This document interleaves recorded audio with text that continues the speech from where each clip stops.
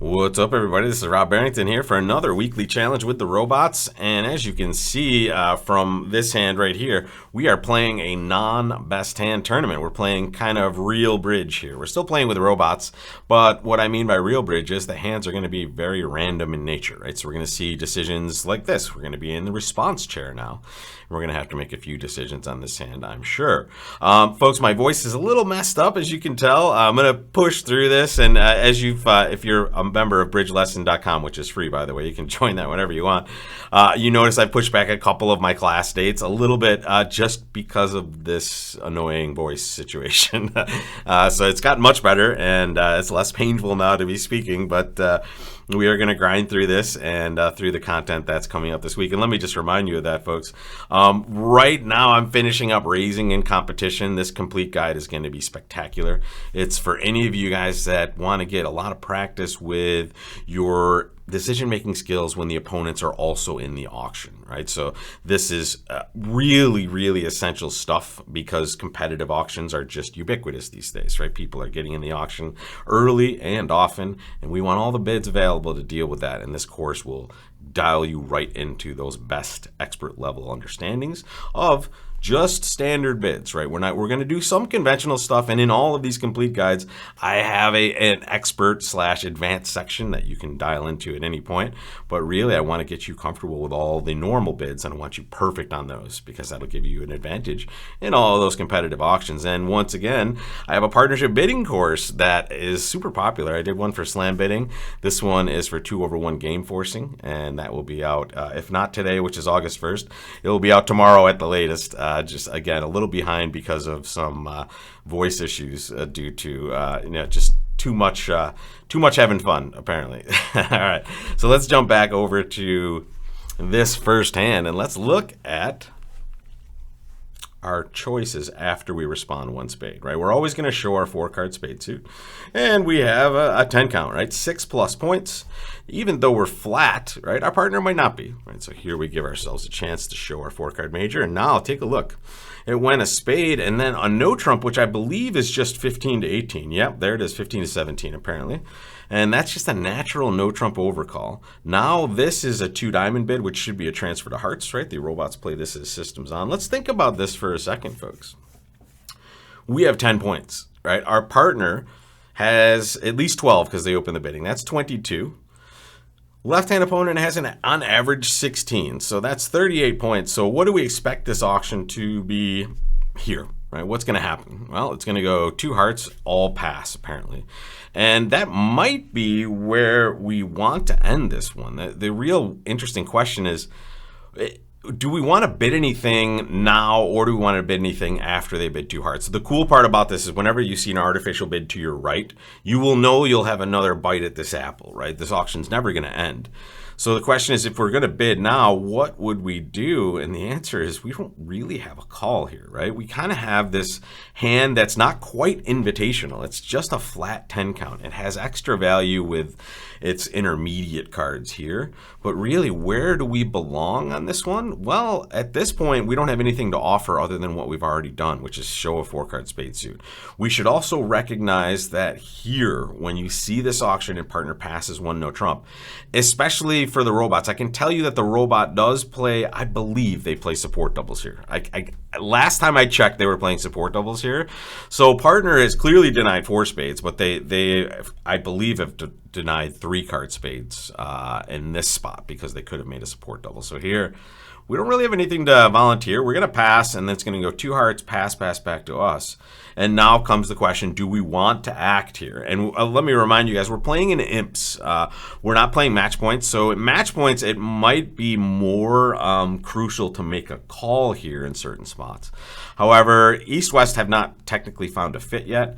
We know we have more points than they do. So what do we want to do? Well, if we double, we might pull ourselves to the 3 level in a spot where we don't have a fit. And even though it appears we have the balance of power, do we really want to be going plus or risking going minus at that higher level by playing it?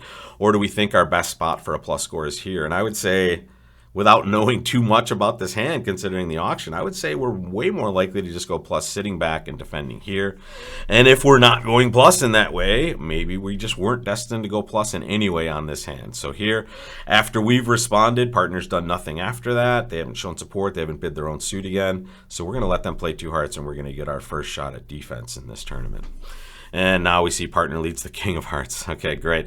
So interesting. We hope partner has more than this king over there. If they don't, we're guaranteed to get a trick anyway. But if partner has king queen, we'll get a couple of these.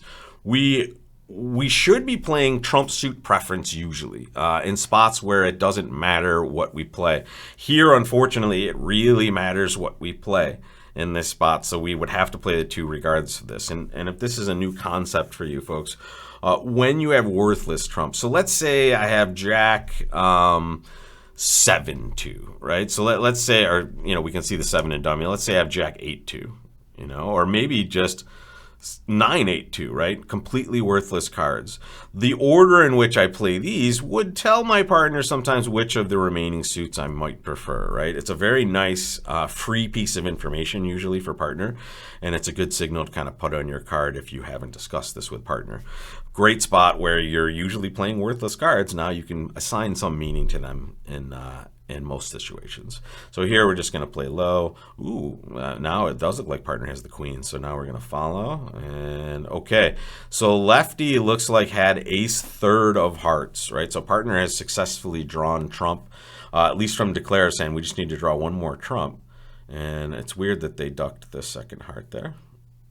Ooh, partner wins another diamond. We're going to give count in this situation. Not that the robot is paying any attention whatsoever to this. Let's see, hopefully they didn't set up a spade trick for our robot over here. They did. The robot could always have finessed this spade, right? Partner led towards this and kind of forced our 10. If we played low, they would have won the 9.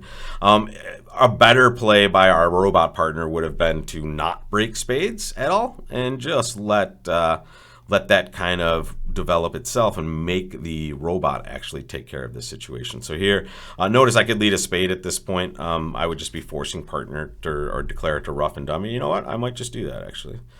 We're not allowing them to pitch anything because they don't have trumps in their own hand, right? They're not pitching on a winner. And here it looks like we're just going to get that last trick is theirs, it looks like. Unfortunate, right? So they get to make 2 hearts and now say, look at that, diamonds are 3-3. What would we have done on this hand? Let's take a look.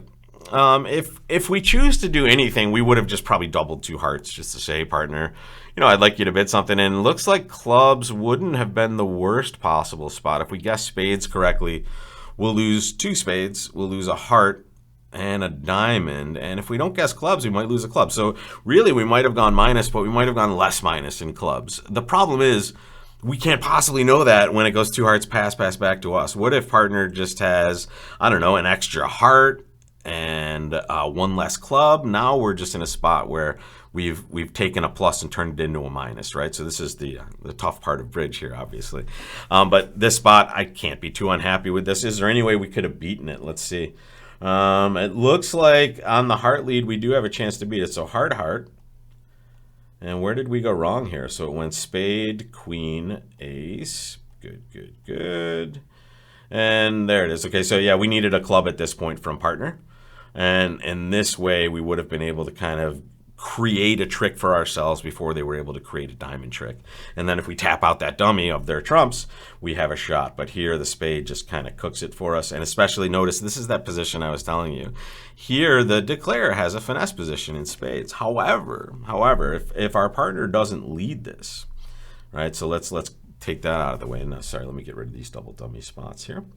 Right, so if our partner doesn't lead spades, declare will have to navigate this position themselves. And the only way they're going to be able to do that is to get to this dummy over here, which, to be honest, doesn't look like they have a lot of ways over to it. They could rough a club at some point, but now they're tapping out the dummy's hearts and not setting up diamonds as a result. So here, from this spot, our partner just needed to avoid leading a spade, basically. A club exit would have been just fine. They were a little scared about it, but I guess they just don't know our hand is as good as it is, right? We did only get to make one spade bid here, so hey, whatever. We can't really do anything about what our robot partner does, but what we can understand is we're probably not too far out of the realm of just average on this one, right? We haven't done anything weird on that last board, and really it doesn't look like we had huge chances from our side of the table at least to beat this thing.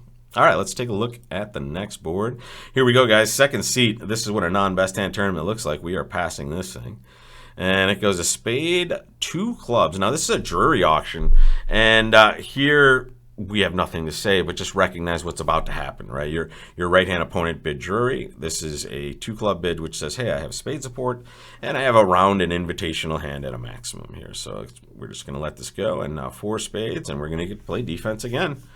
All right, here we go, folks. Partner leads the queen of clubs, and let's take a second, and I'm going to give you an exercise to do every time you're defending. Let's take a look at this auction and remind you that your left-hand opponent opened 1 spade, and then when partner invited, they just bid 4 spades, right? So here, I mean, I think we can give this player something around this on average. Now, recognize they certainly could have more than this, right?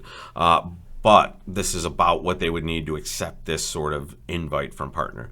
Dummy has 10 points. That's 25. We have 5.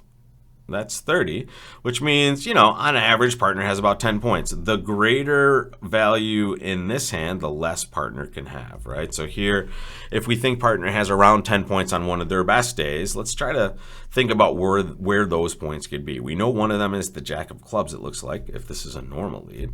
And one, they might have some points in spades, and also maybe the ace of hearts is out there. Who knows, right? But here, it looks like left-hand opponent has the ace king of clubs, which means they probably have some pretty good spades over there as well, or they have the ace of hearts along with some average spades, or they just have all this stuff and they have hearts and spades here, and we'll find that out right now. Here, we're going to, well, what would you signal here, folks? What card would you play?